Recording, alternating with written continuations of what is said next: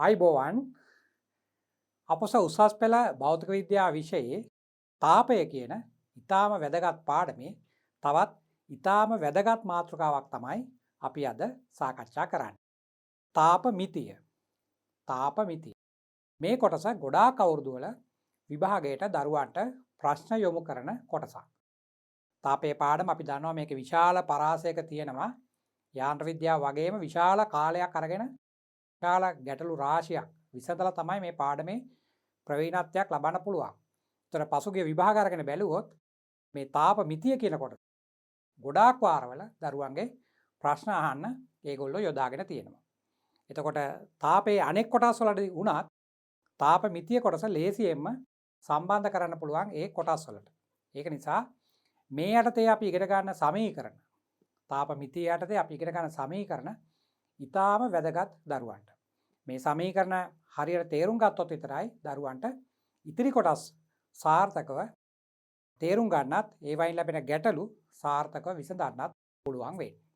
ඒක නිසා මේක හොඳින් අවබෝධ කරගන්න අපි මීට පෙර උෂ්ණත්වය කියන කොටස කරා ප්‍රසාරණය කියන කොටසත් කරලා තියෙනවා.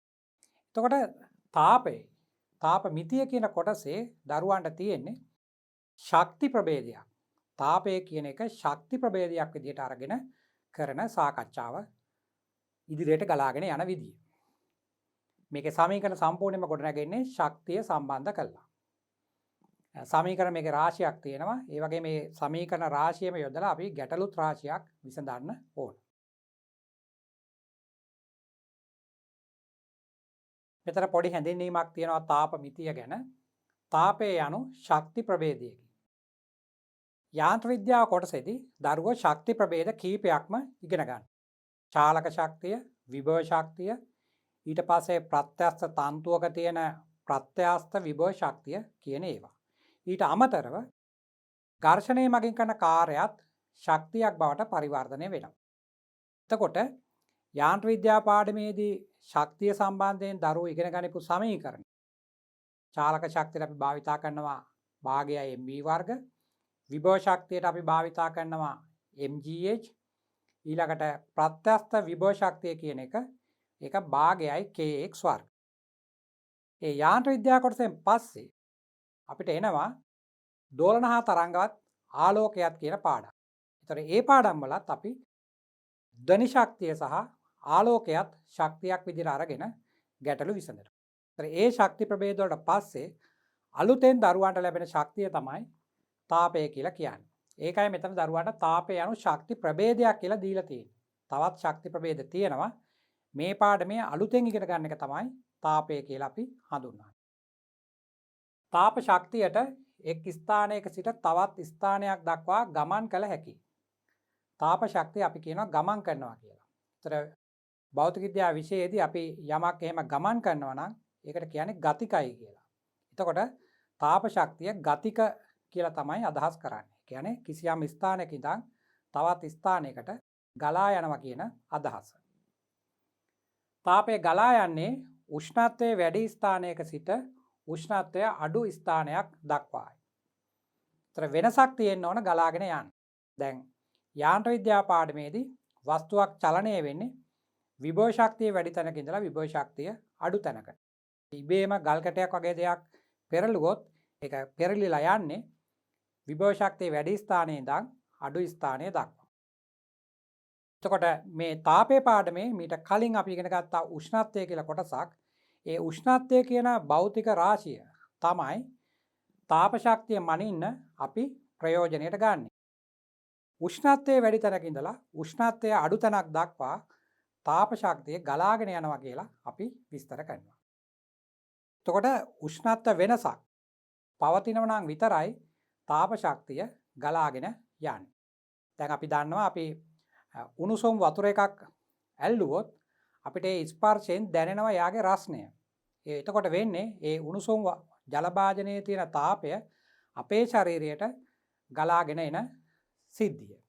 අපි උදෑසනම හිරු පායන්නත් කලින් අපි උදෑසනම ලෝහ කුට්ටියක් වගේ දෙයක් ඇල්ලුවොත් අපිට සීතලක් දැනෙනවා. එතන වෙන්නේ උෂ්ණත්වය වැඩි අපේ ශරීරයේ ලෝහ කුට්ටියේ උෂ්ණත්වය අඩුයි. එතකොට අපේ ශරීරයේ ඉඳලා ඒ ලෝහ කුට්ටිය දක්වා තාපය ගලාගෙන යනවා. ඒතර තාපය ගලාගෙන යන්න නම් අනිවාර්යයෙන්ම උෂ්ණත්ව වෙනසක් පැවතීම අවශ්‍යයි. ඒකයි කියන්නේ තාප ශක්තිය ගලාගෙන යන්නේ උෂ්ණත්වයේ වැඩි ස්ථානයක සිට උෂ්ණත්වය අඩු ස්ථානයක් දක්වා.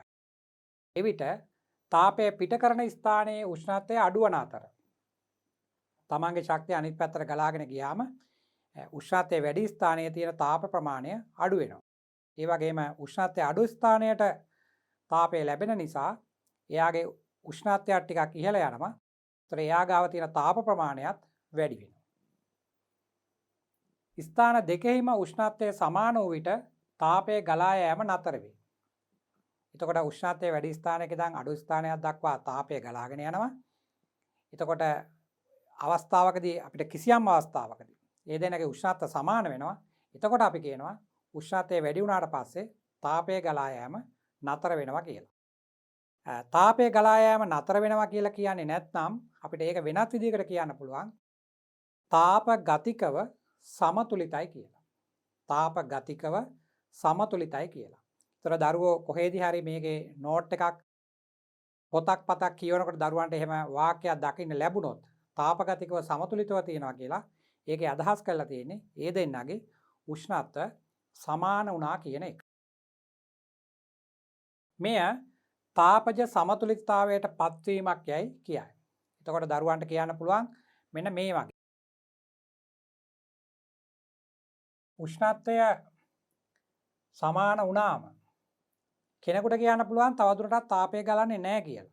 දැන් මේ වගේ භාජනයක් තියෙනවා. මේ වගේ භාජනයක් තියෙනවා. මෙතන තව භාජනයක් තියෙනවා. මෙයාගේ තමයි උෂ්ණත්වය වැඩි. මෙයාගේ උෂ්ණත්වය අඩුයි. ඒ කියන්නේ θ1 කියන එක වැඩි θ2ට වඩා. දැන් මේ දෙන්න එකිනෙකට ස්පර්ශ කරොත් නැත්නම් වෙන මොකක් හරි මාර්ගයකින් සම්බන්ධ කරොත් තාපය ගලා යන්න පුළුවන් විදියට මේ පැත්තට තමයි තාපය ගලන්නේ. අපි උෂ්ණත්වය හඳුන්වන්න θ අකුරු ලියනවා. තාපය හඳුන්වන්න q අකුරක් ලියනවා. ඒක නිසා මේ අකුරු දෙක පටලවන්න එපා. q අකුරෙන් පෙන්වන්නේ තාපය කියන එක. θ අකුරෙන් පෙන්වන්නේ උෂ්ණත්වය කියන එක. එතකොට උෂ්ණත්වයේ වැඩි ස්ථානයේ ඉඳලා අඩු ස්ථානයට තාපය ගලාගෙන යනවා. එතකොට මෙයාගේ තාප ප්‍රමාණය ටික ටික අඩු වෙනවා. මෙයාගේ තාප ප්‍රමාණය ටික ටික වැඩි වෙනවා. වැඩි වෙලා එක්තරා අවස්ථාවකදී මේ දෙන්නගේ උෂ්ණත්ව සමාන වෙනවා. අන්න ඒ වෙලාවේ අපිට කියන්න පුළුවන් මෙයාගෙන් මෙයාට තාපය ගලන්නේ නැහැ කියලා. එහෙම නැත්නම් කියන්න පුළුවන් A සහ B කියන මේ වස්තු දෙක තාප ගතිකව සමතුලිතව තියෙනවා කියලා. එහෙමත් නැත්නම් දරුවන්ට ඒක කියන්න පුළුවන් මේ විදිහට.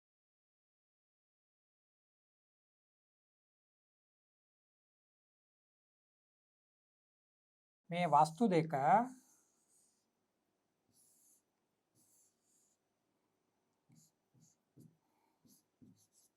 මෙයාගෙන් මෙයාට A වලින් Bට තාපය ගමන් කරන ප්‍රමාණය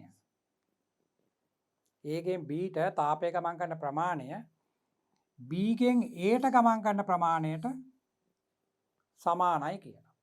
තාප ගතිකව සමතුලිතයි කියන එක ඒ විදිහට විස්තර කරන්න පුළුවන්. මෙයාගෙන් මෙයාට ජූල් 10ක් එනවා නම් B වස්තුවෙන් A වස්තුවටත් ඒ වෙලාවේ ජූල් 10ක්ම ගමන් කරනවා කියලා.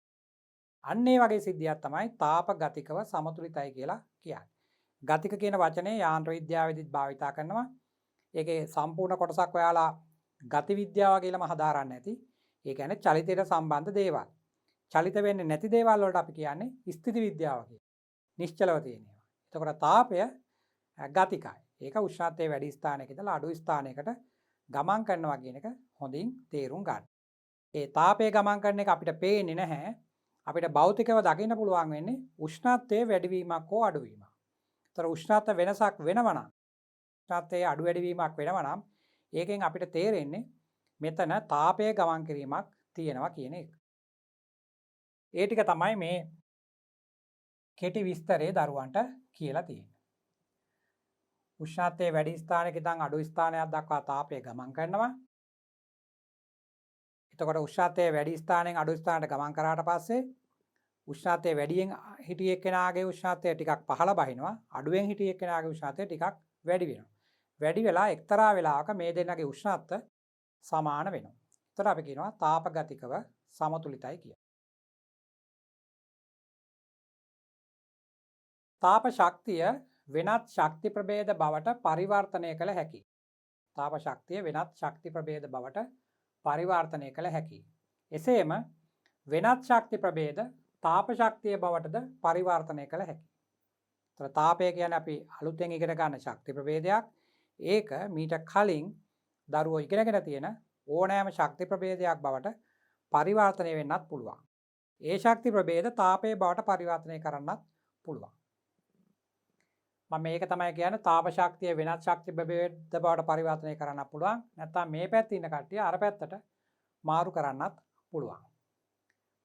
යාන්ත්‍ර විද්‍යාවේදී හදාරනු ලැබූ ඕනෑම ශක්ති ප්‍රභේදයක් තාපය බවට පරිවර්තනය කරන්න පුළුවන්.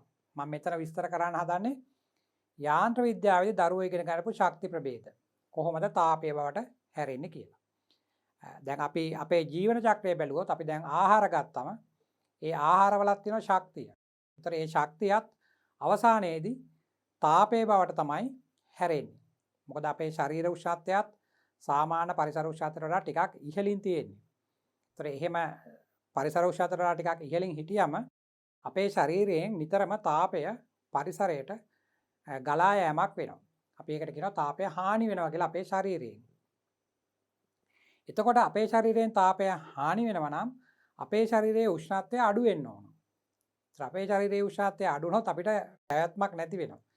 ඒක සෙල්සියස් 37 පවතින්න ඕන. ඒක නිසා අර අපේ ශරීරයෙන් එළියට හානි වෙන තාපය ටික අනිත් පැත්තෙන් අපිට ගන්න ඕන නිසා ඒ ගන්න තමයි අපි ගන්න කෑම බීම ඒවා ජීර්ණය කරලා ඒවයින් තාපය උත්පාදනය කරන්නේ. ඒක එක මූලික දෙයක්. නමුත් අපි මේ තාපය කියලා පාඩම ඉගෙන ගන්නේ නැති අවස්ථාවක අපි එමෙ හිතන්නේ නැහැ අපේ ශරීරයෙන් තාපය හානි වෙනවා කියලා. එහෙම නැත්නම් අපි කන බොන කෑම වලින් අපිට තාප ශක්තිය උත්පාදනය වෙනවා කියලා අපි හිතන්නේ නැහැ. නමුත් ඒක අනවරතව සිද්ධ වෙන ක්‍රියාවලිය. දැන් දරුවෝ ආශ්වාස ප්‍රශ්වාස කරත් අපි අපේ ශරීරයට ඇදලා ගන්න හුස්ම නැත්නම් වාතය ඒගොල්ලෝ එන්නේ පරිසර උෂ්ණත්වයේ ඉඳලා එන්නේ. සෙල්සියස් 25 වගේ තැනක ඉන්නේ. ඉඳලා අපේ ආශ්වාස කරාට පස්සේ ප්‍රශ්වාස වාතයේ විදිහට එළියට යන්නේ අර කාමර උෂ්ණත්වයේ හිටිය උෂ්ණත්වයේදී නෙමෙයි. ඒගොල්ලෝ යන්නේ සෙල්සියස් 37 හෝ ඒ කිට්ටුව තියෙන උෂ්ණත්වයක. එහෙමනම් අපි ආශ්වාස ප්‍රශ්වාස කරන හැම අවස්ථාවකම ඒ වාතය ටික අපේ ශරීරය ඇතුළට අරගෙන රත් කළා උෂ්ණත්වය වැඩි කළා තමයි අපි එළියට දෙන්නේ. ඒ කියන්නේ අපි ප්‍රශ්වාස වාතය සමගත් විශාල තාප ප්‍රමාණයක් එළියට යවනවා.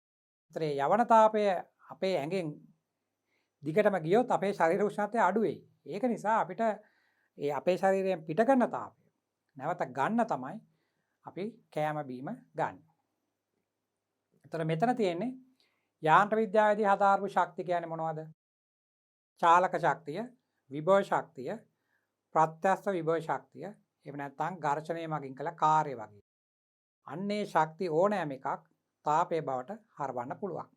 අපි දන්නවා සාමාන්‍යයෙන් අපි කාසියක් වගේ දෙයක් අරගෙන තදින් පොළවේ ඇතිල්ලුවොත් කාසියක් අරන් පොළවේ තදින් ඇතිල්ලුවොත් ඒ කාසිය රත් වෙනවා. ඒතර ඒ රත් වෙලා තියෙනවා කියලා කියන්නේ එයාට ඇවිල්ලා තියෙනවා තාප ශක්තිය. ඒතර එයාට තාප ශක්තිය ආවේ කොහෙන්ද? එයාට තාප ශක්තිය ලැබෙන්නේ අපි අර කාසිය බිම අතුල්ලන්න අපේ ශරීරයේ ශක්තිය වියදම් කරලා කාර්යයක් කරනවා. ඒ කාර්යය තමයි කාසියට තාපයේ විදිහට ලැබිලා තියෙන්නේ. අන්න එහෙමයි. ශක්තිය අනිවාර්යයෙන්ම මොකක් හරි වෙනත් ශක්ති ප්‍රභේදයක් බවට පරිවර්තන වෙමින් ඉන්නවා. ඒතර ඔයාලා යාන්ත්‍ර විද්‍යාව ඉගෙන ගනිපු ඕනෑම ශක්තියකින් තාපය උපදින පුළුවන් කියන එක අවබෝධ කරගන්න ඕන. මෙතන බලන්න අපි යාන්ත්‍ර විද්‍යාවේදී ඉගෙන ගන්න ශක්ති ප්‍රභේද තියෙන්නේ චාලක ශක්තිය තියෙනවා, විභව ශක්තිය තියෙනවා, ප්‍රත්‍යස්ත විභව ශක්තිය තියෙනවා. ඒවට කෙලින්ම සමීකරණ දරුවෝ දාන්න. ඊළඟට කාර්යය කියන එක. කාර්යය සහ ශක්තිය කියන්නේ එකිනෙකට බැඳිලා තියෙන දෙන්නේ.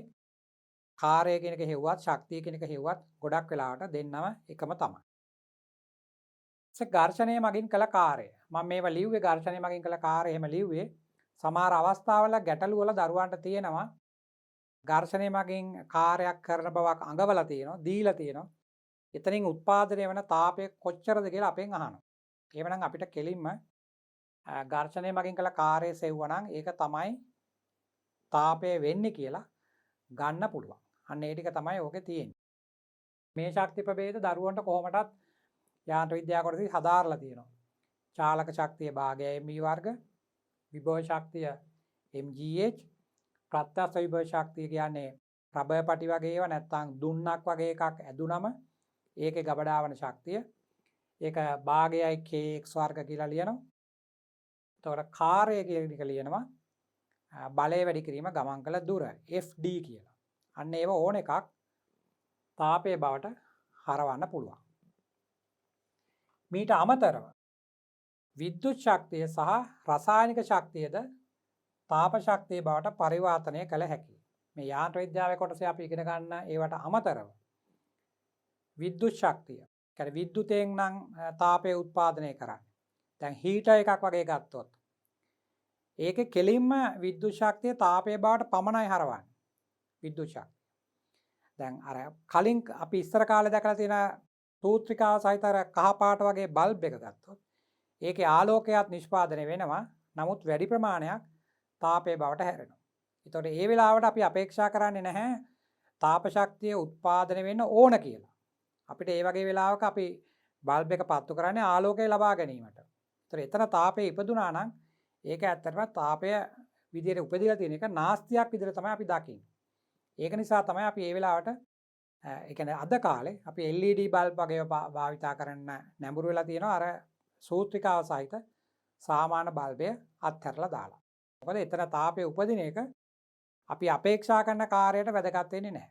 දැන් විදුලි හීටරය ඒ වගේ එකක් නම් ප්‍රශ්නයක් නැහැ. අපි එතන බලාපොරොත්තු වෙන්නේම තාප ශක්තිය උත්පාදනය කිරීම. අපි විදුලි ස්ථිරිකය ගත්තත්, අයන් එක ගත්තත්, හීටර් එක ගත්තත්, හොට් ප්ලේට් එක ගත්තත්, ඒ හැම එකේම අපි කෙලින්ම තාප ශක්තිය තමයි බලාපොරොත්තු වෙන්නේ. දැන් අර ඉලෙක්ට්‍රොනික පරිපත වගේ ඒවත් එක වැඩ කරන දරුවෝ දැකලා තියෙනවා. බවුත් එක කියලා එකක් තියෙනවා. ඒක අනිවාර්යයෙන්ම අපි අර EM ඩොට් එකක් දාලා වෙල්ඩින් කරන්න තාපයේ බවට තමයි අනිවාර්යයෙන්ම හරවන්න ඕන. එතකොට ඒ වගේ තාපයෙන්වත් පුළුවන්. නැත්තම් අපි අපේක්ෂා කරන කාර්ය වෙන අතරෙම අමතර අපිට අවශ්‍ය නැතත් තාපය උත්පාදනයක් වෙන්නත් පුළුවන්. එතකොට අපි කියන්නේ එතන සිද්ධ වෙන තාපය නම් අපතේ යෑමක් කියලා තමයි අපි සලකලා බලන්නේ. එතකොට මෙතන මීට අමතරව විද්‍යුත් ශක්තිය සහ රසායනික ශක්තිය. රසායනික ක්‍රියාවලිනුත් තාපය උත්පාදනය කරන්න පුළුවන්. තාප ශක්තිය මැනීමේ පළමු ඒකකය වූයේ කැලරිය. දැන් අපි අපේ විද්‍යා පාඩමේදී SI ඒකකයක් විතර අරගෙන ගණන් හදන්නේ කැලරි වලින් නෙවෙයි ජූල් වලින්. නමුත් කලින් ඒකකයේ කැලරි. සාමාන්‍යයෙන් මනුෂ්‍ය ශාරීරියේ ශක්තිය ජනනය කරන්න, එතකොට ආහාර වර්ගවල ශක්තිය ප්‍රකාශ කරනකොට තවමත් භාවිතා කරන්නේ කැලරි නැත්නම් කිලෝ කැලරි වගේ ඒවා. නමුත් SI ඒකකයක් විතර අපි ගන්නෙ ජූල්. ජලයේ ග්‍රෑම් එකක උෂ්ණත්වය. දරුවන්ට ජලයේ ග්‍රෑම් එකක් කිව්වම අදහසක් තියෙන්න ඕන. ඊටාම කුඩා ප්‍රමාණයක් ජලයේ ග්‍රෑම් එකක් කියන්නේ. ජලයේ ග්‍රෑම් එකක උෂ්ණත්වය සෙල්සියස් 14.5 ඉඳන් 15.5ට. ඒතර 14.5 ඉඳන් 15.5ට අංශක 1යි තියෙන්නේ. එහෙනම් ජලයේ ග්‍රෑම් එකක්. ජලයේ ග්‍රෑම් එකක් උෂ්ණත්වය සෙල්සියස් අංශක 1කින්. ඒ සෙල්සියස් අංශක 1ත් වැඩි කරන්න ඕන 14.5 ඉඳන් 15.5ට. නැතුව 10 ඉඳන් 11ට 50 ඉඳන් 51ට ඒ වගේ නෙමෙයි අරන් තියෙන්නේ සම්මත ක්‍රමයට අරන් තියෙන්නේ 14.5 ඉඳන් 15.5 දක්වා. ඉහළ නැංවීමට අවශ්‍ය තාප ප්‍රමාණය කැලරි එකකි. ඒතර දරුවන්ට තේරෙන්න ඕන කැලරි එකක් කියලා කියන්නේ ඊටාම කුඩා ඒකකයක්. ජලයේ ග්‍රෑම් එකක්නේ. ජලයේ ග්‍රෑම් එකක් අරගෙන උෂ්ණත්වයත් වැඩි කරන්න අංශක 1කින්. ඉතින් අංශක 1කින් වැඩි කරනවා කියන එක අපිට සාමාන්‍යයෙන් දැනෙන්නේ නැහැ. අපි සාමාන්‍ය මිනිසුන්ට දැනෙන්නේ නැහැ අංශක 1කින් වැඩි කරනවා කියන ප්‍රමාණය. එතකොට මේ ඊටාම කුඩා දෙයක් තමයි මේ කැලරි එකක් කියලා කියන්නේ. ඒකයි මේ මිනිසුන්ට ගන්න ආහාරවල ශක්තියම කියනකොට කිලෝ කැලරි වලින් කියන්නේ. කැලරි එක කියන්නේ කුඩාම එකක් නිසා අපිට එකෙන් කියලා වැඩක් නැහැ. අපි ඒකේ දහස් ගුණයකින් තමයි ප්‍රකාශ කරන්නේ. ශක්තිය මැනීමේ SI ඒකකය කිලෝග්‍රෑම් වර්ග මීටර් තත්පර වර්ගයට මේ ජූල් ලෙස හඳුන්වයි. මේක පාඩම් කරගන්න ඕනේ නැහැ. මේක දරුවන්ට ගන්න පුළුවන්. මෙතන තියෙන ශක්තියනේ.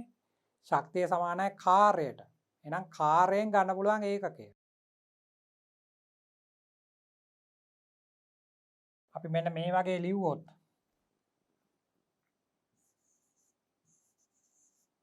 ශක්තිය සමානයි කාර්ය. ශක්තිය සමානයි කාර්ය. එතකොට අපිට ලියන්න පුළුවන් කාර්ය ලියන්න පුළුවන් බලය වැඩි කිරීම ගමන් කර දුර කියලා. ශක්තිය සමානයි බලය වැඩි කිරීම ගමන් කළ දුර. දැන් මෙතනින් ඒකක ගන්න පුළුවන්. බලය ඒකක නිව්ටන් කියලා ලියන්නත් පුළුවන්. නැත්නම් F සමානයි ma නේ. එතනින් ලියන්න පුළුවන්නේ. M කියන්නේ කිලෝග්‍රෑම්, A කියන්නේ ms ඍණ 2. තව වැඩි කරන්න දෙනවා දුරෙන්. දුර කියන්නේ මීටර. කිලෝග්‍රෑම් මීටර වර්ග s ඍණ 2. මේ ඒකකේ එතනින් ගන්න පුළුවන්. ඒකයි මෙතන දීලා තියෙන්නේ. ශක්තිය මැනීමේ ඒකකය කිලෝග්‍රෑම් වර්ග මීටර තත්පර ඍණ 2 කියලා දීලා තියෙනවා. මේ ජූල් ලෙස හඳුන්වනවා. ජූල් වලින් තමයි ඒක මනින්නේ. ඒතකොට මෙතන දත්තයක් දීලා තියෙනවා දරුවන්ට. කැලරි එකක් කියන්නේ ජූල් 4.186 කියලා. එවනම් ජූල් කියන්නේ කැලරි වලටත් වඩා කුඩා ඒකකයක්. කැලරි එකක් කියලා කියන්නේ ජලය ග්‍රෑම් එකක උෂ්ණත්වය අංශක එකකින් වැඩි කරන්න දෙන තාපය. ජලය ග්‍රෑම් එකක. ඒ කැලරි එකේ තියෙනවා ජූල් 4.186. ඒතර කුඩාම ඒකක.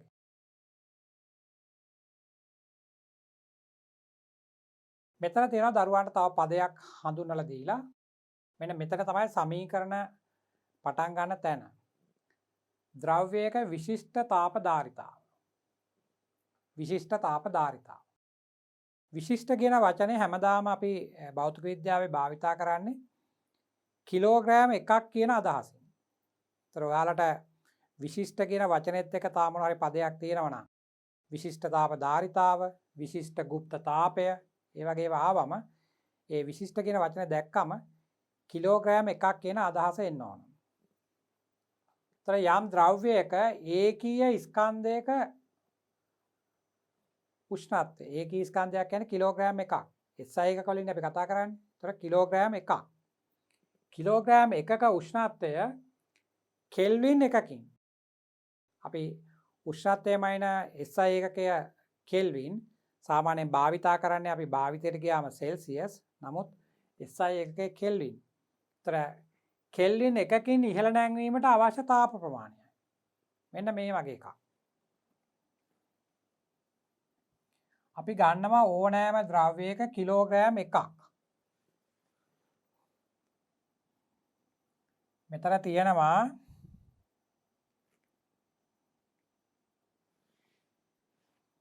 ඕනෑම ද්‍රව්‍යයක කිලෝග්‍රෑම් එකක්.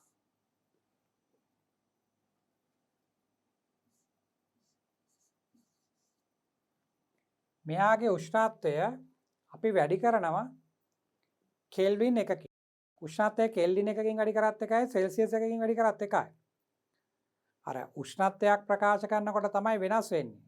සෙල්සියස් වලින් ගත්තොත් අපි ඒක කෙල්වින් කරන්න 273ක් එකතු කරන්න ඕන. නමුත් වෙනස ගන්නවා නම් අංශක එකකින් වැඩි කරනවා කියලා කිව්වේ. ඒ වගේ වෙනස ගන්නකොට කෙල්වින් එකත් එක ගත්තත් සෙල්සියස් එක ගත්තත් දෙකම එකයි. බලන්න මේ වගේනේ. දැන් අපි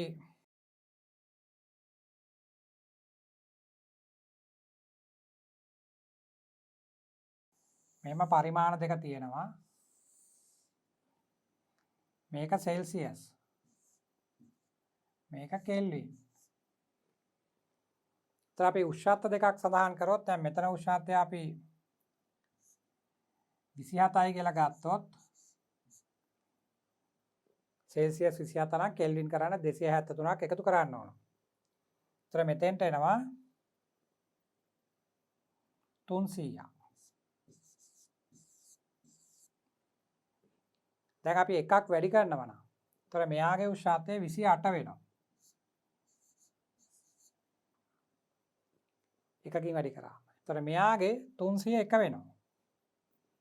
ඇයි මේකටනේ අපි 273 එකතු කරන්නේ? ඒතර එන්නේ 301. එවනම් මෙතනින් බැලුවත් කෙල්වින් 1යි වැඩි වෙලා තියෙන්නේ. මෙතනින් බැලුවත් සෙල්සියස් 1යි වැඩි වෙලා තියෙන්නේ. එහෙනම් සෙල්සියස් 1කින් වැඩි කරන 1යි කෙල්වින් 1කින් වැඩි කරනවායි කිව්වම දෙකම එකයි. එතකොට මේ කිලෝග්‍රෑම් 1 මොනවා හරි උෂ්ණත්වයක ඉඳලා අපි මේක වැඩි කරනවා ටිකක් මේ වගේ තැනකට. එතකොට එතන උෂ්ණත්වය θ-1. කෙල්වින් වලින් කිව්වත් කමක් නැහැ. සෙල්සියස් වලින් කිව්වත් කමක් නැහැ. එතකොට මෙතන තියෙන අර ප්‍රමාණය කිලෝ 1යි. එතකොට කිලෝග්‍රෑම් 1ක උෂ්ණත්වය කෙල්වින් 1කින් වැඩි කිරීමට අපි දෙන්න ඕන තාපය. ඒකට තමයි විශිෂ්ට තාප ධාරිතාව කියලා කියන්නේ. විශිෂ්ට තාප ධාරිතාව කියලා කියන්නේ ඕනෑම ද්‍රව්‍යයක කිලෝග්‍රෑම් 1ක්.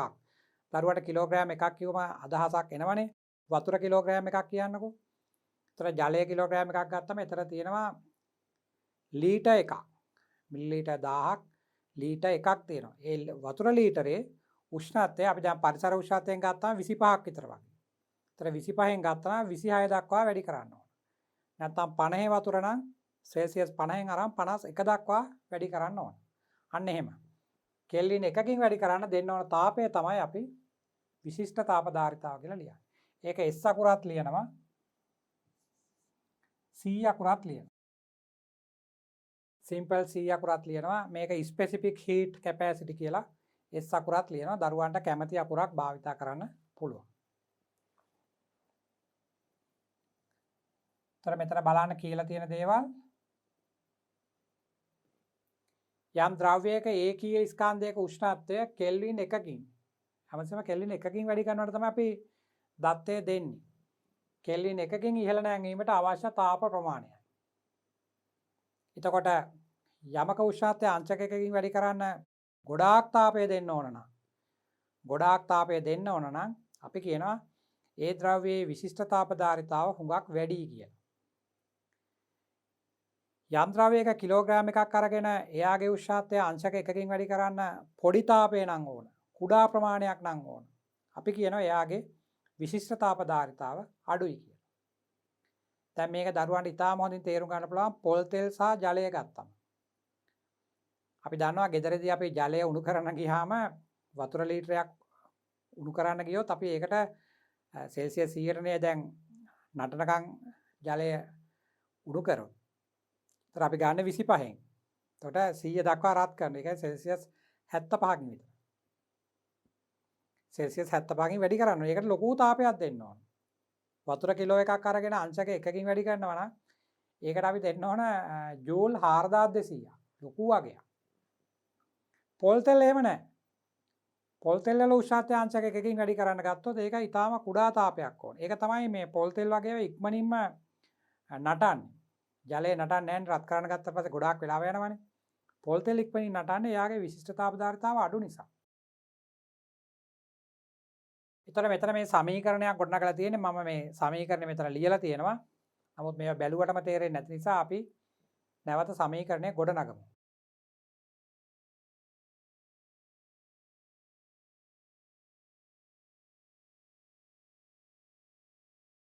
තර මෙතන ඉන්නවා කිසියම් ද්‍රව්‍යයක කිලෝග්‍රෑම් 1ක්.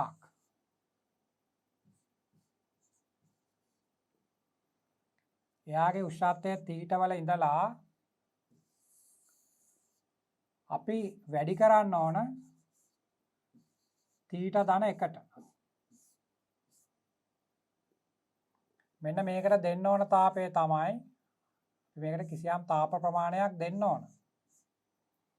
ඒ තාපයට තමයි අපි විශිෂ්ට තාප ධාරිතාව කියලා කියන්නේ. විශිෂ්ට තාප ධාරිතා.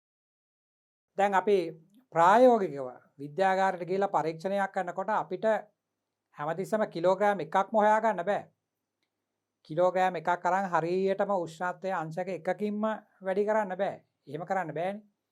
අපිට කිසියම් ඒ ද්‍රව්‍යයෙන් කිසියම් ප්‍රමාණයක් ලැබෙන්නේ එයාගේ උෂ්ණත්වයේ කිසියම් ප්‍රමාණයකින් තීට ප්‍රමාණයකින් අංශක 5කින් 10කින් ඒ වගේ තමයි වැඩි කරන්න වෙන්නේ. ඒත් අපි ඒකෙන් පටන් අරන් මේ සමීකරණය හදමු.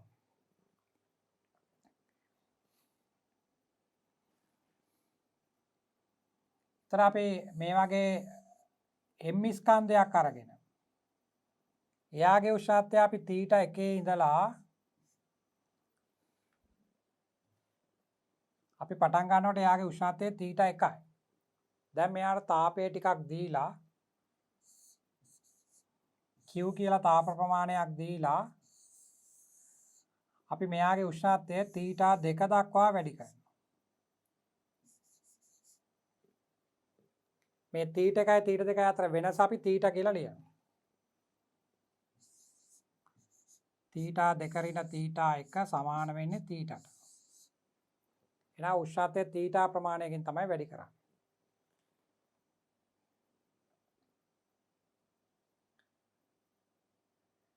දැන් අපි මේක දිහා බලාගෙන සමීකරණය ලියමු. මට කිලෝග්‍රෑම් එකක් හොයාගන්න බැරි වුණා. මම ගත්තේ M ස්කන්ධයක්. එයාගේ උෂ්ණත්වය මම වැඩි කරේ තීට ප්‍රමාණයකින්. එහෙනම් අපිට ලියන්න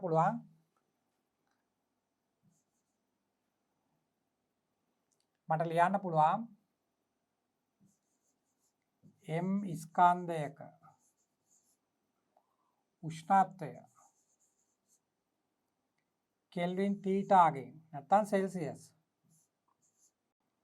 කෙල්වින් තීටාගෙන් වැඩි කිරීමට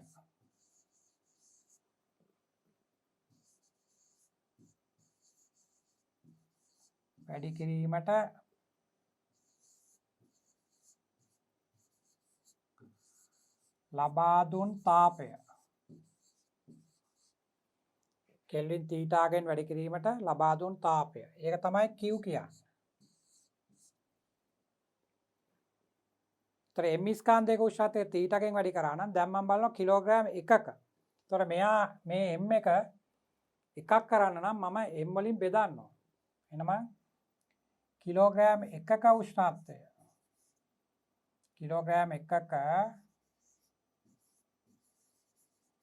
උෂ්ණත්වය කෙල්වින් තීටාගෙන් වැඩි කිරීමට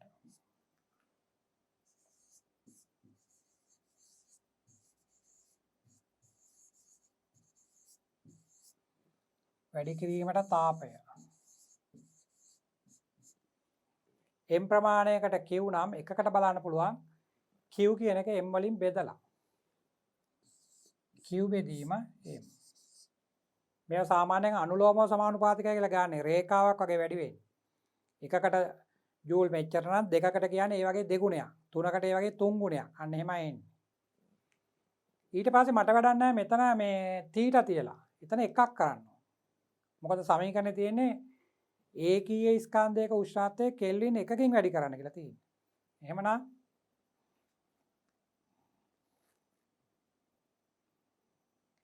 කිලෝග්‍රෑම් එකක උෂ්ණත්වය කෙල්වින් එකකින් වැඩි කිරීමට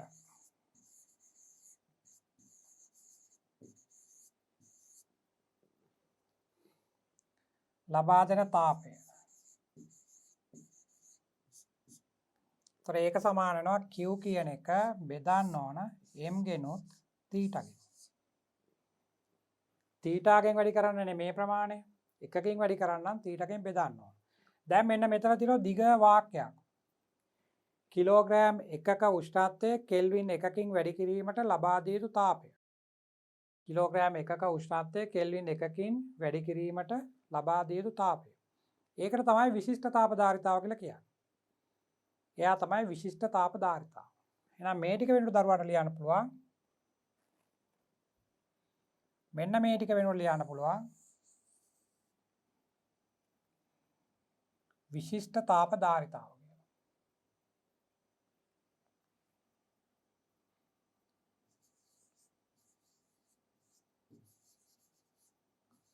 විශිෂ්ට තාප ධාරිතාව. ඒක සමහර පොත්වල S අකුර තියෙනවා, සමහර ඒවායේ C අකුර තියෙනවා. ඉතින් අපි S කියලා ලිව්වොත් S සමානයි Q බෙදීම M θ. දැන් මේක හරහට වැඩි කරොත් දරුවන්ට සමීකරණයක් එනවා. Q සමානයි M S θ. මෙන්න මෙයා තමා අපි ගණන් හදන්න භාවිතා කරන සමීකරණය. Q කියන්නේ අපි ලබා දීපු තාප ප්‍රමාණය. M කියන්නේ ඒ අපි ගත්ත වස්තුවේ ස්කන්ධය. S කියන්නේ ඒ වස්තුවේ විශිෂ්ට තාප ධාරිතාව. ඒ කියන්නේ කිලෝග්‍රෑම් එකකට අවශ්‍ය දත්තය. ඒක ගණන් වල දෙනවා. ජලය නම් 4200ක් කියලා දෙනවා. එතකොට තඹ වගේ ඒවා තියෙනවා නිතරම පරීක්ෂණවලදී කොපරවල තඹ ඒක 400ක් කියලා වගේ දෙනවා. 390යි 400යි සාමාන්‍යයෙන් ගණන් හදනකොට අපිට රවුම් අගයක් දෙන්නේ. ඒතකොට 400 කියලා ගන්න. නැත්නම් 390ක් වගේ එන්නේ. ඒතර ඇලුමිනියම් වගේ ඒවා, පොල් තෙල් වගේ ඒවා.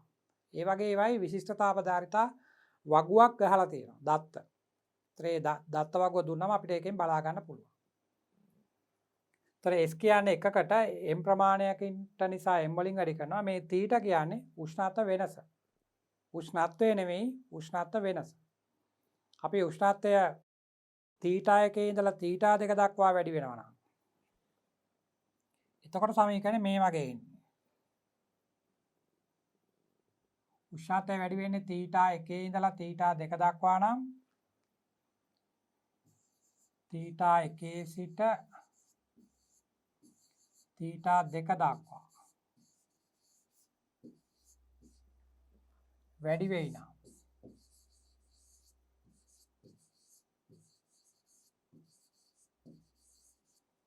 එතකොට සමීකරණය එන්නේ Q සමානයි M S θ දෙක ඍණ θ 1. එතෙන්ට උෂ්ණත්ව වෙනස තමයි ලියන්න ඕන. මේක හැමතිස්සෙම ධන ප්‍රකාශනයක් විදිහට තමයි ලියන්නේ. ඒක ඉතින් නිතරම මෙතෙන්ට ලියනකොට වැඩි උෂ්ණත්වයෙන් අඩු උෂ්ණත්වය අඩු කරලා ලියන්න ඕන. ගණනේ දීලා තිබුණා නම් උෂ්ණත්ව වෙනස ඩෙල්ටා θ කියලා. උෂ්ණත්ව වෙනස ඩෙල්ටා θ කියලා. එතකොට සමීකරණය එන්නේ Q සමානයි M S ඩෙල්ටා θ. ඔන්න ඔය වගේ ආකාර ඕනමකකින් ලියන්න. මෙතෙන්ට ලියන්න ඕන උෂ්ණත්ව වෙනස. මේ විශිෂ්ට තාප ධාරිතාව C වෙන්නත් පුළුවන් S වෙන්නත් පුළුවන්. ඒක ගණනේ දෙනවා. ස්කන්ධය කියන එක වෙනම දීලා තියෙනවා. එතකොට මේවට කිලෝග්‍රෑම් වලින් ආදේශ කරලා මේකටත් SI එකකේ ආදේශ කරලා මෙතෙන්ට කෙල්වින් වලින් දැම්මොත් දරුවන්ට මේ Q කියන එක එනවා ජූල් වලින්. තාපය මයින ඒකකයේ ජූල්. එතකොට මේක ජූල් වලින් එනවා. නිතරම SI එකක වලින් තමයි ආදේශ කිරීම කරන්න ඕන. ඔය ටික තමයි අර සමීකරණය අතන තිබුණේ. බලන්න මේ සමීකරණය.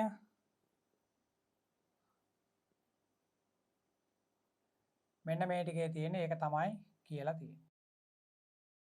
යම් ද්‍රව්‍යයක ඒකී ස්කන්ධයක උෂ්ණත්වය කෙල්වින් 1කින් ඉහළ නැංවීමට අවශ්‍ය තාපය විශිෂ්ට තාප ධාරිතාව කියලා කියනවා. මේක විශිෂ්ට තාප ධාරිතාව.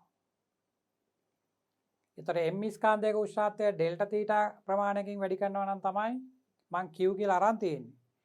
ඊට පස්සේ මේ ස්කන්ධය එකක් කරන්න ඕන, මෙතන ඩෙල්ටා θටත් එකක් කරන්න ඕන. ඒතර ඒවයින් බෙදුනම මේ ආකාරයට සමීකරණය හැදෙනවා. ඒතර Q සමානයි MS ඩෙල්ටා θ කියලා ලියන්න පුළුවන්. ඉතින් ඕක විවිධ ස්වරූප වලින් ලියන්න පුළුවන්. Q සමානයි MC θ කියලා ලියන්න පුළුවන්. Q සමානයි MS ඩෙල්ටා θ කියලා ලියන්න පුළුවන්. Q සමානයි MS θ කියලා ලියන්න පුළුවන්. හැබැයි θ කියලා ලිව්වොත් ඒ θ කියන්නේ උෂ්ණත්ව වෙනස කියලා පැත්තකින් ලියලා තියන්න ඕන.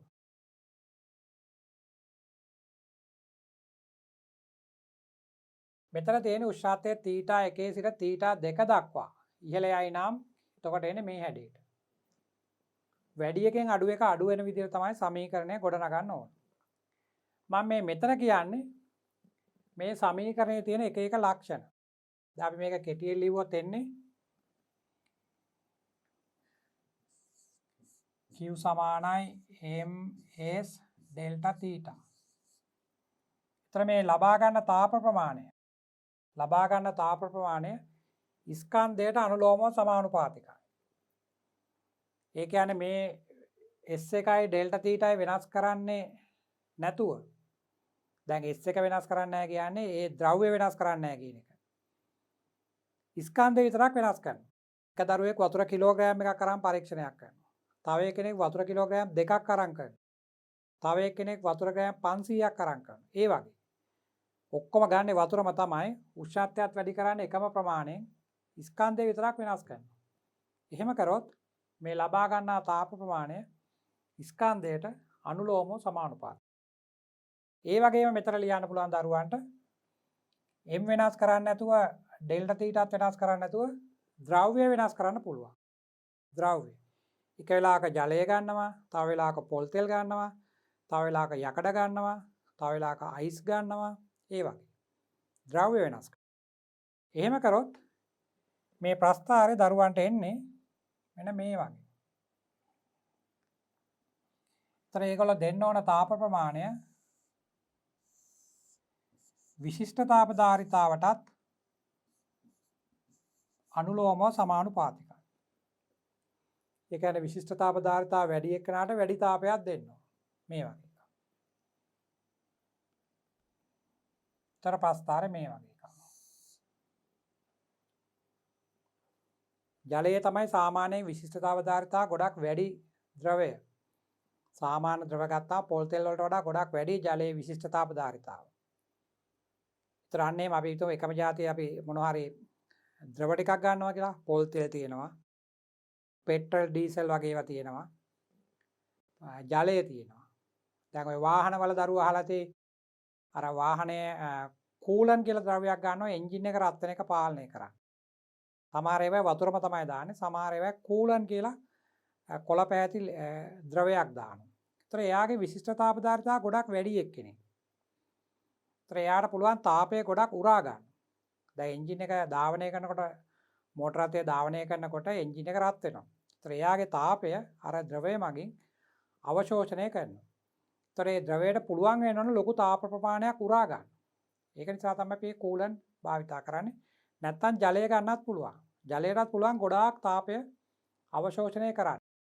මොකද වතුර කිලෝග්‍රෑම් එකක් ගත්තොත් එයාටගේ උෂ්ණත්වය අංශක 1කින් වැඩි කරන්න එයා ජූල් 4200ක් ගන්නවා.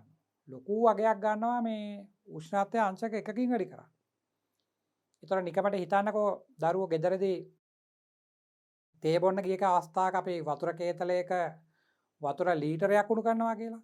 නැත්තම් හීටරයක් භාවිතා කරලා අපි වතුර ලීටරයක් උණු කරනවා. වතුර ලීටරයක් එන කිලෝග්‍රෑම් එකක්. ඒතර එයාගේ උෂ්ණත්වය අංශක 1කින් වැඩි කරා. 1කින් විතරක් වැඩි කරන්න අපි දෙන්න ඕන 4200ක්.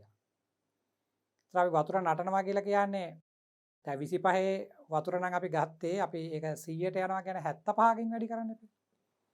බලන්න.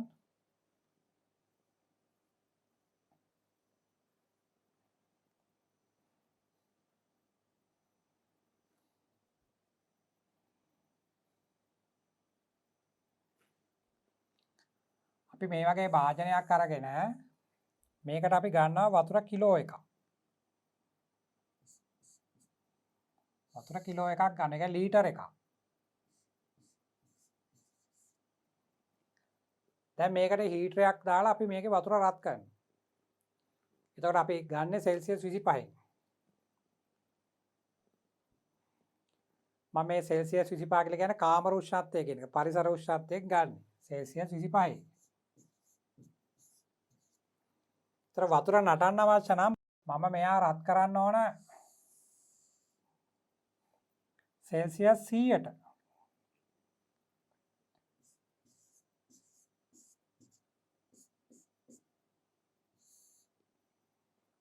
ඒතර බලන්න වතුර කිලෝ එකේ උෂ්ණත්වය අංශක 1කින් වැඩි කරන 4200ක් දෙන්නවා.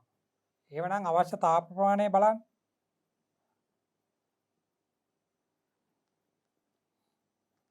අවශ්‍ය තාප ප්‍රමාණය Q සමාන වෙන්නේ M කියන්නේ 1යි. C කියන්නේ 4200යි.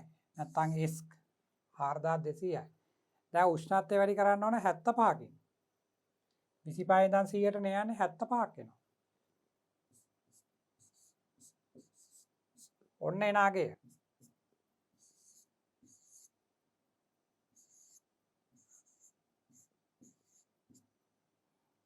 ඒ වගේ ලොකු අගයක් එනවා. දැන් දරුවන්ට තේරෙනවද හීටරයක් භාවිතා කරලා අපි වතුර උණු කරනවා නම් කොයිතරම් තාපයක් ඕන වෙනවද කියලා එක වතුර ලීටරයකට. එතකොට මේ ගන්න තාපය අපිට ලැබෙන විදුලියෙන්නේ විද්‍යුතයෙන් තමයි එන්නේ. ඒතර විද්‍යුත් ශක්තිය විතර තමයි ඒක ගන්නෙ. එතකොට අපිට වැය වෙන විදුලි ඒකක ගණන වැඩි වෙනවා. ඒතර අපේ ගෙදර කරන්ට් බිල වැඩි වෙනවා. ඒතර ජලය රත් කරන්න අපි විදුලිය භාවිතා කරන එක අපිට ඇත්තටම අවාසියි. මොකද ජලයේ විශිෂ්ටතාවධාරිතාව හුඟක් වැඩි නිසා.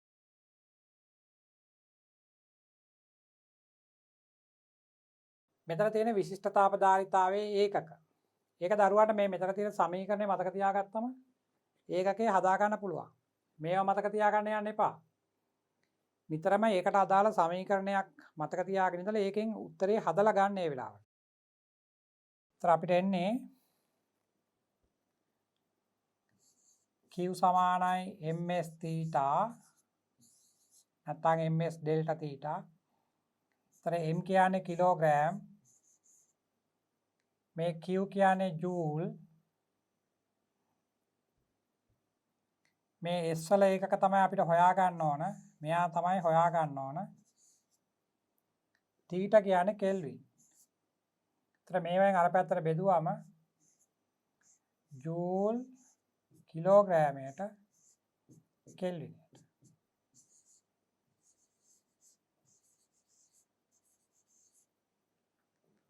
ජූල් කිලෝග්‍රෑමයට කෙල්විනට මේ ඇවිල්ලා තියෙන එක. තව ටිකක් එතන කියලා තියෙන දරුවාට පොඩි විස්තරයක්. වස්තුවක විශිෂ්ටතාවධාරිතාව රඳා පවතින්නේ අදාළ ද්‍රව්‍ය මත පමණි. විශිෂ්ටතාවධාරිතාවකට වචනයාම කිලෝග්‍රෑම් එකක් ගන්න කියන්නේ. ඒතර ජලය ගත්තත් කිලෝග්‍රෑම් එකයි, පොල් තෙල් ගත්තත් කිලෝග්‍රෑම් එකයි, යකඩ ගත්තත් කිලෝග්‍රෑම් එකයි. එහෙනම් මේ ද්‍රව්‍යයේ ස්කන්ධය මත රඳා පවතින්නේ නැහැ. හැමෝගෙම ගන්නේ සමාන ස්කන්ධනේ. එතකොට උෂ්ණත්වය වැඩි කරන්නේ කෙල්වින් එකකින්. 50 හිටියොත් 51ට, 100 හිටියොත් 101ට, 10 ඉන්නවා නම් 11ට. ඒ වගේනේ හැමතැනම එකම උෂ්ණත්වයයි. එකයි වැඩි කරන්නේ. ඒකෙන්ද උෂ්ණත්වය මත රඳා පවතින්නේත් නැහැ. ස්කන්ධය මත රඳා පවතින්නේත් නැහැ. ඒතර විශිෂ්ටතාවධාරිතාව රඳා පවතින්නේ අපි භාවිතා කරන ද්‍රව්‍ය මත. මේක යකඩද, ඇලුමිනියම්ද, තඹද, ජලයද අන්න එහෙම. අපි භාවිතා කරන ද්‍රව්‍ය මත තමයි රඳා පවතින්නේ. මේ සමීකරණ දිහා එහෙම බලලා කියන්න එපා විශිෂ්ටතාවධාරිතාව මේගොල්ලෝ මත රඳා පවතිනවා. එහෙම එකක් නැහැ. S කියන එක රඳා පවතින්නේ ද්‍රව්‍ය මත පමණයි. ඒක තමයි මේ කියලා තියෙන්නේ. විශිෂ්ටතාවධාරිතාව රඳා පවතින්නේ අදාළ ද්‍රව්‍ය මත පමණයි. විශිෂ්ටතාවධාරිතාව අඩු ද්‍රව්‍ය ඉන්ධන ලෙසත්, විශිෂ්ටතාවධාරිතාව වැඩි ද්‍රව්‍ය සිසිලක කාරක ලෙසත් භාවිතා කරයි. විශිෂ්ටතාවධාරිතාව හුඟක් වැඩි නම් ඒක ලේසියෙන් රත් වෙන්නේ නැහැ. ඒතර ලේසියෙන් රත් වෙන්නේ නැති ඒවා ඉන්ධන විදිහට ගන්න බෑනේ. විශිෂ්ටතාවධාරිතාව වැඩි කට්ටිය ගන්න පුළුවන් වෙන කාගේ හරි තාපය ටිකක් උරා ගන්න ඕන. මොකද එයා ගොඩාක් තාපය උරාගෙනනේ උෂ්ණත්වය අංශක එකකින් වැඩි කරන්නේ. දැන් ජලය ගත්තොත් එයා ජූල් 4200ක් උරාගෙන තමයි අපි කියන්නේ කිලෝග්‍රෑම් එකක් ගත්තොත් ජූල් 4200ක් අරගෙන තමයි උෂ්ණත්වය එකකින් වැඩි කරන්නේ. ඒතර උෂ්ණත්වය අංශක දෙකකින් වැඩි කරන්න නම් 4200 දෙකක් ගන්න ඕන. අන්න එහෙම. ඒතර විශිෂ්ටතාවධාරිතාව වැඩි කට්ටියට වෙන කාගෙන් හරි තාපය උරා ගන්න ඕන නම් ගොඩාක් තාපය ඇද ගන්න, අවශෝෂණය කර ගන්න හැකියාව තියෙනවා. දැන් අපි මොනවාරි තැනක තෙල් වර්ගයකින් ගිනි ගන්නේ නැතුව වෙනත් මොකක් හරි ආපදා තත්යකට ගින්නක් ඇති වුණා. අපි ඒ ගින්න නිවන්න ජලය තමයි දාන්නේ. මොකද ජලයට පුළුවන් අර ගින්දරේ තියෙන තාපය විශාල වශයෙන් උරා ගන්න. එයා වාෂ්ප වෙන්නේ ගොඩාක් ජලයේ තාපය උරාගෙනනේ. ඒක නිසා සිසිලක කාරක විදිහට ගන්නේ විශිෂ්ටතාවධාරිතාව වැඩි කට්ටිය. විශිෂ්ටතාවධාරිතාව අඩු කට්ටිය ඒගොල්ලෝ තමයි අපි ඉන්ධන විදිහට භාවිතා කරන්නේ. පෙට්‍රල්, ඩීසල් වගේ ඒවායි විශිෂ්ටතාවධාරිතාව අඩුයි. ඉක්මනින් දහණය වෙනවා. ඒක තමයි මෙතන කියන්නේ. මෙතන බලන්න මේකේ තවත් අලුතෙන් පදයක් හඳුන්වලා තියෙනවා තාපධාරිතාව. කලින් තිබුණේ විශිෂ්ට තාපධාරිතාව. විශිෂ්ට තාපධාරිතාව කිව්වම හැමතිස්සෙම මේ ද්‍රව්‍යයේ කිලෝග්‍රෑම් 1යි ගන්න. කිලෝග්‍රෑම් 1යි. මෙතන එහෙම එකක් නැහැ. මුළු වස්තුවේම උෂ්ණත්වය තමයි අපි අංශක 1කින් වැඩි කරන්නේ. එතකොට මේකට නම් ඒ වස්තුවේ ස්කන්ධය බලපාන. විශිෂ්ට තාපධාරිතාවට බලපෑවේ නැහැ. එතන අර්ථ දැක්වීමෙම තියෙනවනේ කිලෝග්‍රෑම් 1යි කියලා. මෙතන m ප්‍රමාණයක් තියෙනවා. ඒත් අපි අර විශිෂ්ට තාපධාරිතාවයෙන් පටන් ගත්තොත් මේක මේ විදිහට ලියන්න පුළුවන්.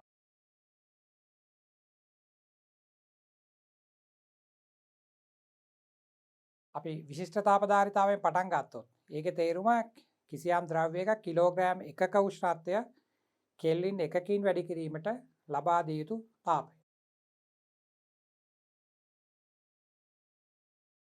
කිලෝග්‍රෑම් 1ක උෂ්ණත්වය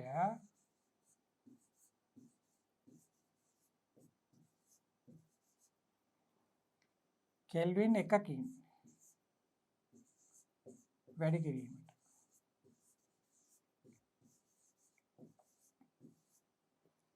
අවශ්‍ය තාපය.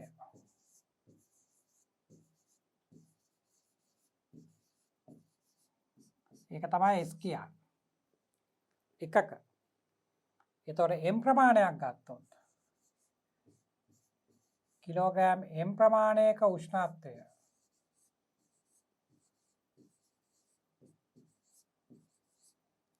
කෙල්වින් 1කින් වැඩි කිරීමට අවශ්‍ය තාපය. ඒක ms. තර එකකට S නම් m ප්‍රමාණයකට ms.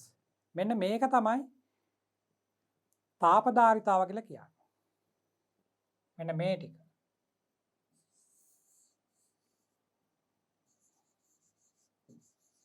තාපධාරිතාව. ඒකට ලියන්නේ කැපිටල් C අකුරක්.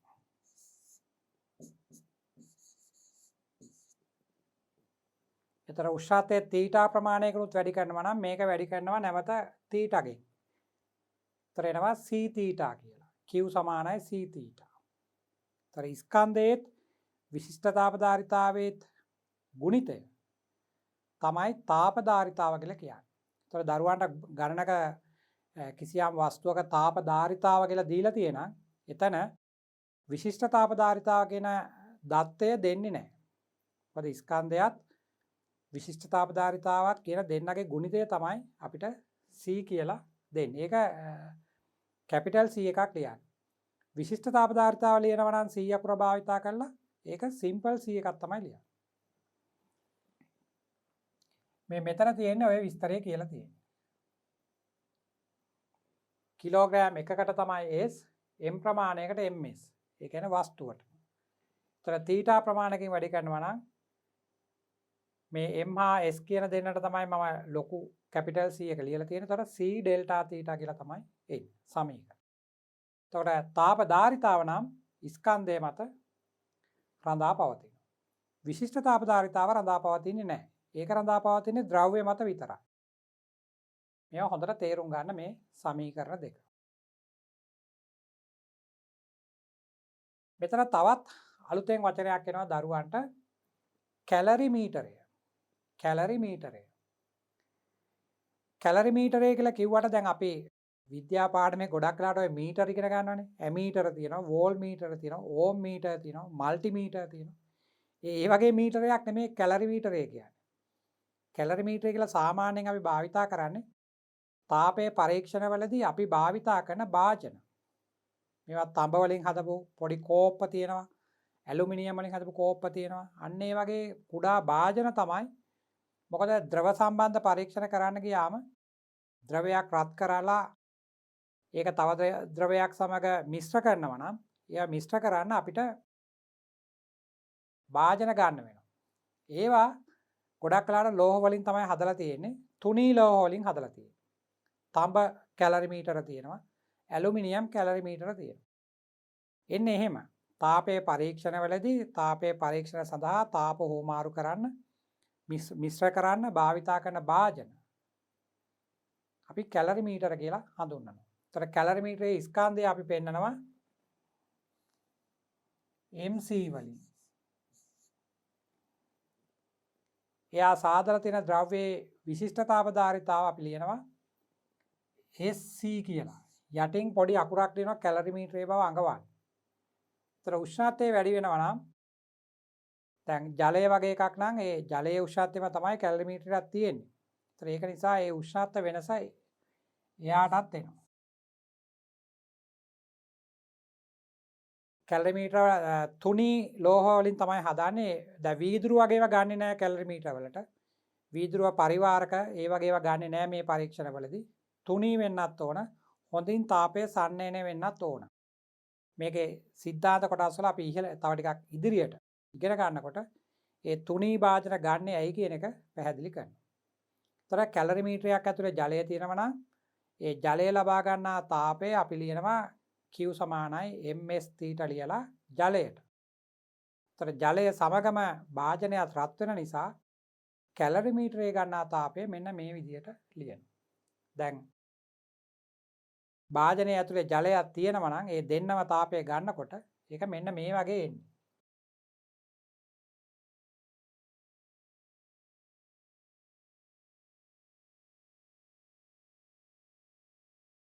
අපි මේ වගේ භාජනයක් අරගන්නවා.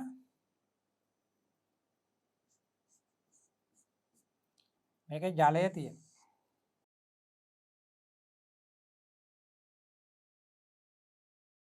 අපි හිතමු රත් කරපු ජලය ටිකක් අපි මේ භාජනයට දානවා කියලා. හීටර් එකකින් වෙන කොහෙන් හරි රත් කරලා ගන්න වතුර ටිකක් මේ භාජනයට දානවා. ඒතර භාජනයේ උෂ්ණත්වයත් වැඩි වෙනවා. ජලයේ උෂ්ණත්වයත් කිසියම් වෙනසක් වෙනවා. එන්නේ ඒ වෙලාවට මෙතන තාපය හෝමාරු වෙන විදිය ලියන්නේ මෙන්න මේ වගේ. Q සමානයි MC SC ඩෙල්ටා තීටා. කැලරිමීටරයේ තියෙන ස්කන්ධය වරක් විශිෂ්ටතාවධාරිතාව වරක් එයාගේ උෂ්ණත්ව වෙනස. ඒ ගමම්ම ජලය ටික. ඒතර MW SW ඩෙල්ටා තීටා. ඔන්න ඔය ආකාරයට තමයි ලියන්නේ. කැලරිමීටරයත් රත් වෙනවා ඒකට තමයි මේ ටික. ජලයේ තාපය ගන්නවා ඒකට තමයි මේ ටික. මේ ඩෙල්ටා තීටා කියන එක අවශ්‍ය නම් වරහණකින් පිටතට ගන්න පුළුවන්. එයා දෙන්නටම පොදු නිසා.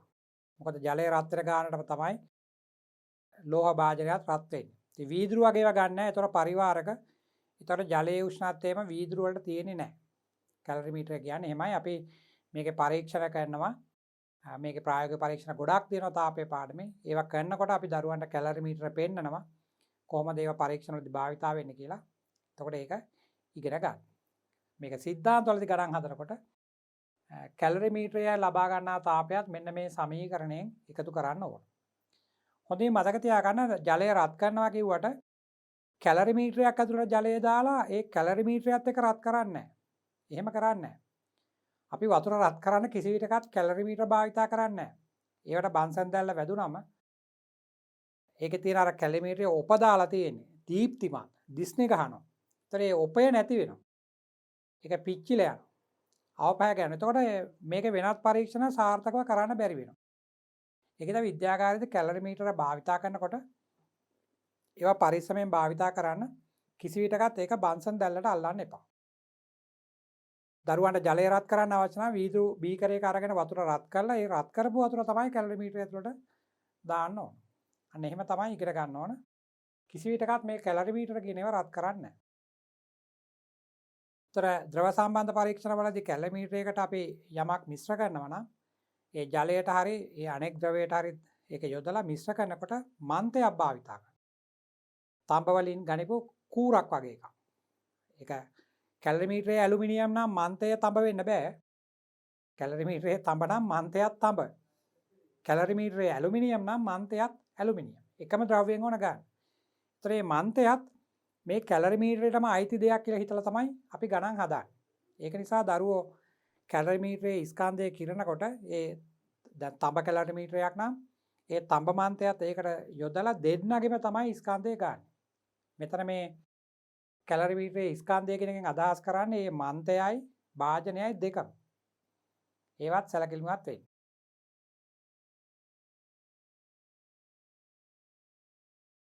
මෙතන මේ විස්තරය තමයි තියෙන්නේ. තාපගතික ක්‍රියාකාරකම් වලදී ද්‍රව සම්බන්ධ පරීක්ෂණ සඳහා භාවිතා කරන උපකරණ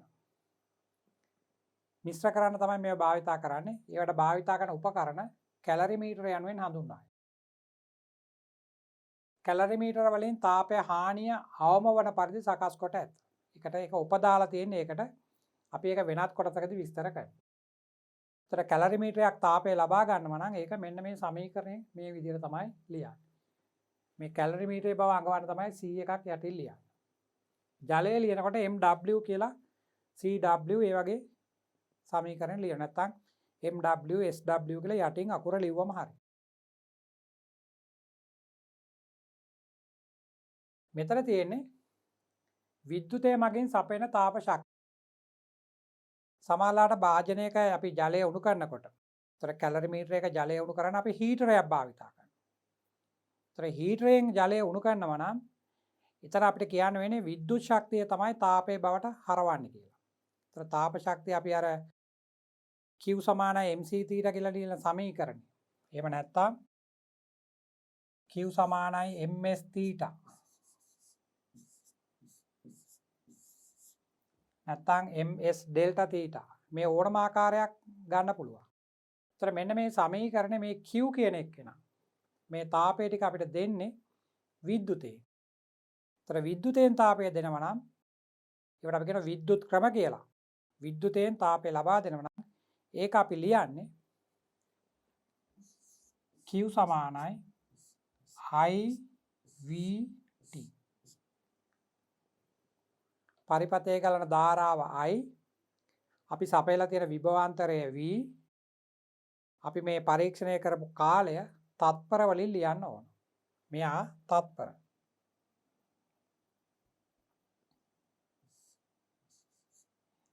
මෙන්න මෙයා තත්පර. දැන් ගෙදරදී අපි හීටරයක් භාවිතා කළා. ඒකට කියන්නේ තාපන දඟරය කියලා කියන්නේ. හීටරයට කියන්නේ තාපන දඟරය. ඒතර තාපන දඟරයක් භාවිතා කළා ජලය උණු කරනවා නම් ඒතර I කියන එක ඇම්පියර් 5ක් හරි 10ක් හරි ඒ වගේ එන්නේ. ඇම්පියර් 5 ප්ලග් තියෙනවා. ඒතර ඒක ඇම්පියර් ගන්න පුළුවන්. V කියන්නේ සාමාන්‍යයෙන් ගෙදර විද්‍යුත් පරිපථවල එන්නේ 230යි වෝල්ට් එන්නේ. ඒතර මේක 230 නැත්නම් 225 වගේ එකක්. ඒතර I කියන්නේ ඇම්පියර් 5 වෙන්න පුළුවන්. මේ දෙක වැඩි කරන්න තමයි තියෙන්නේ. ඒතර ජලය රත් කරන්න ගියපු කාලය අපි විනාඩි කීයක් හරි අරගෙන ඒක තත්පර කරලා මෙතෙන්ට ලියන්න ඕන. එතකොට IVT වලින් තාප ශක්තිය එනවා. විදුලි උපකරණ වල දරුවෝ දැකලා තියෙනවා ක්ෂමතාව පවර් එක ගහලා තියෙනවා වොට් වලින්. ඒ වොට් වලින් ගහලා තියෙන්නේ මේ IV කියන දෙන්න විතරක්. ක්ෂමතාව.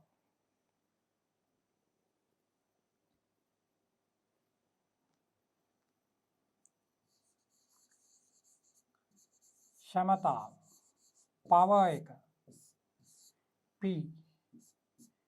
මෙයා සමානයි IV. මොකද විදුලි උපකරණය භාවිතා කරන වෙලාව කොයිතරම් කාලයක් මේක භාවිතා කරනවද කියලා නිෂ්පාදකයට කියන්න බෑ. ඒක අපි පාරිභෝගිකයෙක් විදිහට කඩෙන් ඒ වගේ උපකරණයක් අරගෙන ගිහිල්ලා ගෙදරදී භාවිතා කරනකොට අපි තමයි දන්නේ ඒක කොයිතරම් කාලයක් අපි භාවිතා කරාද කියලා. ඒක නිසා නිෂ්පාදකයා කියන්නේ මේ කාලය තත්පර එකක් වුණොත් එක තත්පරයක් භාවිතා කරොත් කොච්චර ශක්තියක් වියදම් වෙනවද කියලා. මේ I සහ V කියන දෙන්නගේ ගුණිතය තමයි එයා දීලා තියෙන්නේ වොට් වලින්. ඒතර අපි අර විදුලි බල්බ වගේ ඒවා තියෙනවා ඉස්සර නම් තිබුණා අර සූත්‍රිකාව තියෙන බල්බේ වොට් 60යි වොට් 75යි වොට් 100යි එහෙම කියලා ගහලා තියෙනවා. ඒ කියන්නේ මේ IV දෙන්නගේ ගුණිතය. ඒතර ඒක වැඩි කරාම හරි ඒ උපකරණය භාවිතා කරපු කාලය. එතකොට ශක්තිය එන්නේ